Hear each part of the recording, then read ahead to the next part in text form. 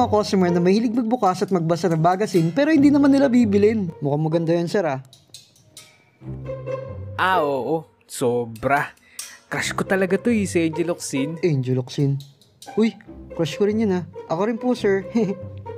Sumasaya araw ko pag nakikita ko siya sa TV. Iniipon ko nga yung mga magazine sa bahay pag siya yung cover. Ah, ganun ba, sir? Mas masaya, sir, kung babayaran nyo yan. Ay, binibenta ba to?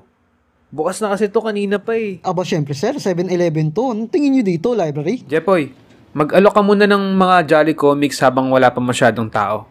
Sir Arcane, nahihiya po ako eh. Kaya mo yan. Huwag ka mahiya. You can do it. Naknang patola naman, oh. Ako na lang talaga naiwan mag-isa sa cashier. Maya-maya lumapit yung isang binatilyo na may dala-dala ng 2 ice cream. Kuya! Magkano tang ice cream? 235 po, sir. Yung double Dutch na ice cream nyo.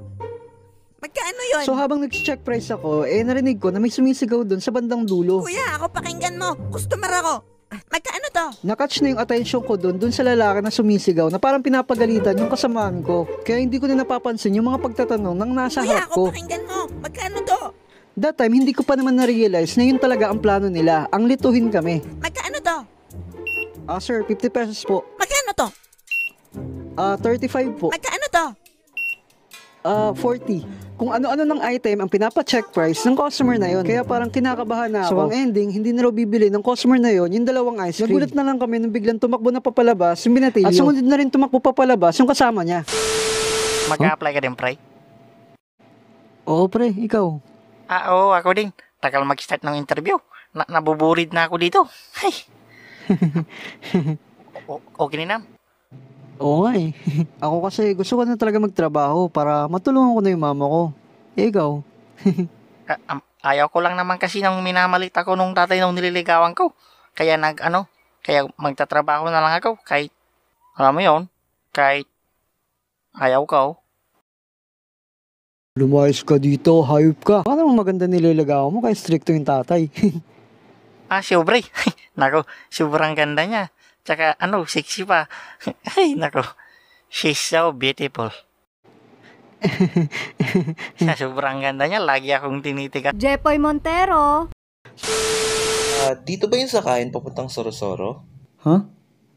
Pre, baba ka ng Pasita, tapos sakay ka ng jeep, Olivares. Diretso Sorosoro na yun. Kung gusto mo, sabay ka na lang sa akin. Doon din kasi ako bababa. Sige, kuya. First time ko lang kasi dito sa Manila. Salamat, kuya. Ox lang, pre. Tara na, pre. Lusong na tayo. Wala naman kasi tayong choice eh. Hawak na lang tayo para pag may kanal, sabay tayong lulubog. Hello?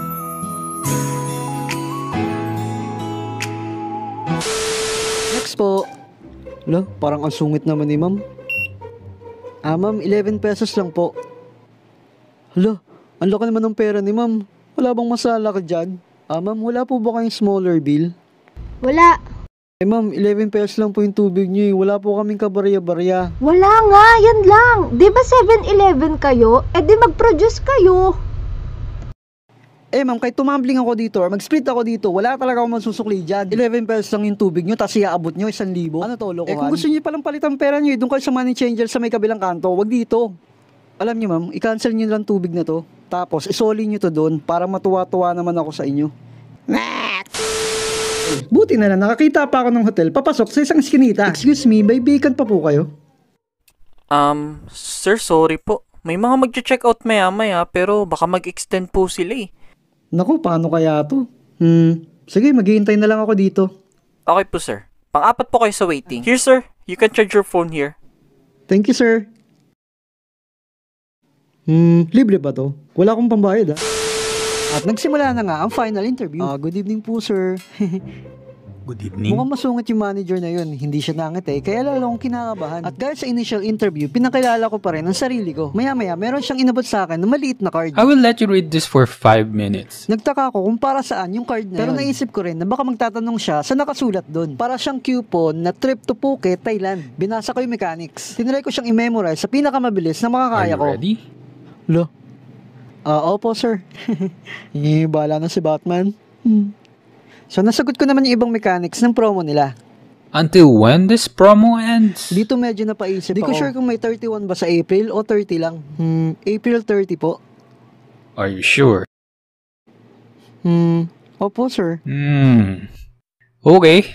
Please wait outside and we will let you know if you pass. Thank you. Yung time na yun, di ko sigurado kung nasagot ko yung tama yung question. Kaya medyo nalungkot na talaga ako. Pero it turns out, napasado pa rin ako. Yay! Mga customer na akala nila pag bumili sila ng Slurpee at drinks, pwede na lang ulit-ulitin ang kuha. Ang gagaling, di ba? Kuya, pabili nga po ng drinks, yung pineapple. Okay po, sir. Large na po ba? Hindi. Yung regular lang. At ganito ang mga style nila. Unang kukuha ng drink, sabay hihigupin. Maya-maya magugulat ka nilang, kukuha ulit. Tapos hihigupin ulit. Ano sir, uhaw na uhaw ba kayo? Sir, bawal po yan. Pag kukuha kayo sir, isang kuhanan lang. Ay, sorry. Kala ko kasi refillable to eh. Sige, aalis na ako. Lolo mo, refillable. Kayo, 7-Eleven, kayo lagi dito papalit ha. Minsan sinusungitan kami ng may-ari pero wala naman kaming choice eh. Pero kahit ganun, nakakapabarya pa rin kami. Uy, Jepoy, payag ka. Uulan ng pera. Oo naman, pero yun eh. Pero gantong kabigat na coins yung babagsak. Nakakatawa yun. Upakan kita dyan eh. Ito na lang, mukhang sadyante. Magkakasundo kami. Ma'am, excuse po, baka gusto pong bumili ng Jollibee Comics namin, 15 pesos lang po. Ano yan? Mga friend ba namin yan? Sige ma'am, try nyo. Joke lang. Anong meron dyan? Ma'am, bukod po sa comics, meron din siyang activity sheet, like coloring book and puzzle, para po sa mga bata. Ayaw nyo ba ma'am? Tapong ko to. Pansin ko na hindi naman interesado si Jante sa pang pinagsasabi ko, kaya nakaisip ako ng isang paraan. Ma'am, pag bumili kayo, mag-8-8 ko. Sige nga, mag-8-8 ka nga. Bahala na. So ayun na nga, nag-8-8 ako, sarap ng customer para lang makabenta ng comics. At mukhang effective naman. Sige na nga kuya, bigyan mo kami ng comics dalawa. Sure, excuse po. Bago gusto mo ng choco malupay namin for dessert, mura lang po. Ayoko niyan. Bakit? Mukha ba akong matakaw? Ha? Ang sungit naman ni sir. Di don't. Sir, pasensya na po sa abala.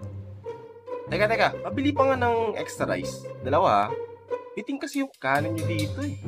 Samahan mo na rin ng choco sundae. Yun lang. Ayaw ka pa Go. Effective din ang Mentos o chewing gum. Ingay mo naman ngumuya, pre. Halalagot, tamaan yata si ma'am. Okay na nam. Ay ma'am, sorry po.